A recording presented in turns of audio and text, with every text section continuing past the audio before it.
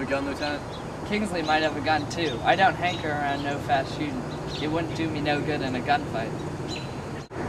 I'll go first. I got a big belly. It'll make a nice target. Let's get it over with and do what we have to do.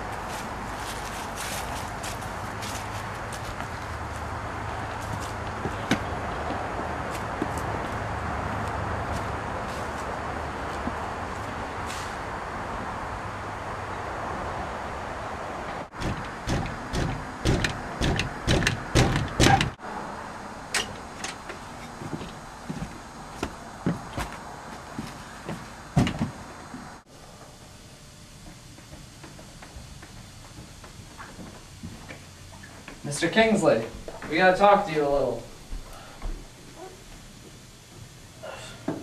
I fell asleep. Fell asleep a couple of hours ago, I guess. Was drunk as a skunk.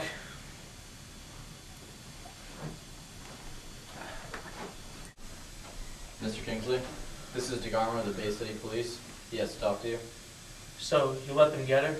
I would have, but I didn't. Your wife's dead, Kingsley. If that's any news to you. Show him the scarf. Yours? Careless of you to leave it behind. Leave her behind where? In the Granada Apartments. Am I telling you something? Is that where she was? She didn't want me to go. I wouldn't give her the money until I went. She admitted she killed Lavery and was going to give me the same treatment. There was a man behind the curtain, and that knocked me out. When I woke up, she was dead.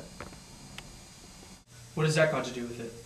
The lieutenant regards it means you were the party hidden out behind the curtain at the scene last night. Go on. I suppose you know what you're doing. I'm sure I don't. Alright, play dumb.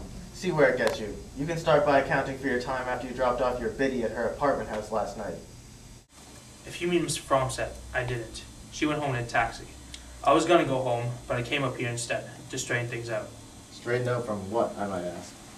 All the worries I've been having. Hell, a little thing like strangling your wife and clawing up her belly wouldn't cause you too much worry, would it? Son, you oughtn't talk like that. That ain't no way to talk. You just don't have any evidence. What about that scarf, fatty? Isn't that evidence? Not that I've heard of. And I'm not fat. I'm just well covered. So, I suppose you didn't even go down to Bay City. No, why would I? Marlowe is taking care of things there. And what's the deal with this scarf? Marlowe was the one wearing it. Honest, I don't get it. It wouldn't be that somebody is kidding me. Someone like you. All I said was the scarf was in the apartment and I'd seen Kingsley wearing it earlier that evening. Jesus, I've been a sucker. How much you paying the shameless to cover up murders for you, Kingsley? His usual rates. An extra $500 if he can prove my wife didn't kill Lavery. Too bad you can't earn that. Don't be silly. I've already earned it. And nobody would know that better than you. Right, DeGarmo? What are you talking about? I've never laid eyes on Kingsley's wife until last night.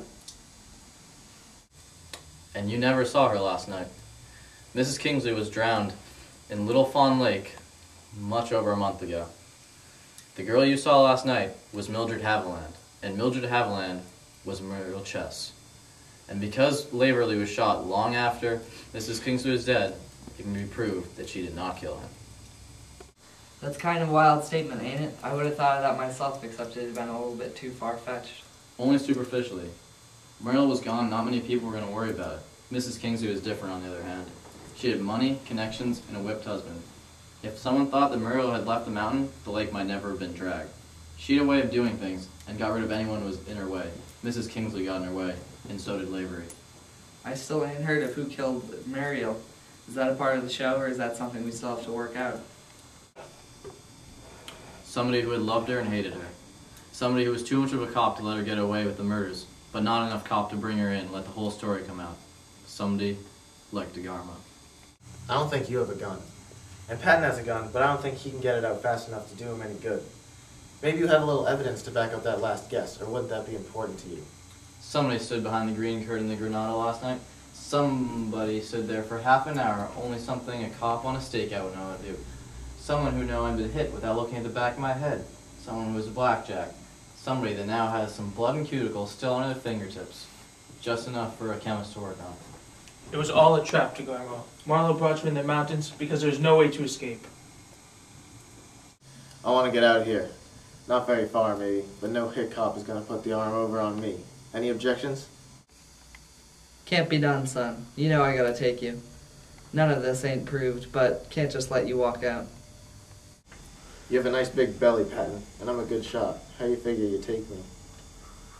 I ain't got very far with it. I don't want no holes in my belly, but you can't make a monkey out of me in my own territory either. Look, I'll put the gun back under my arm so we can start from scratch. I'm good enough for that. I'm sitting down. I ain't as fast as you anyways. I just don't like to look yellow. Now look at the jam I'm in. Ah.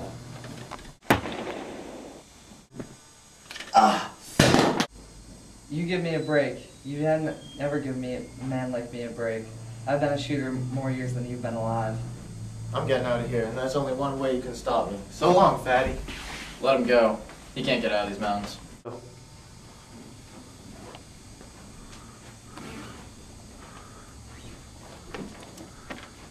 He hadn't have to give me a break like that. He had me cold. I had to give it back to him. Kind of puny, too. Won't do him a lot of good.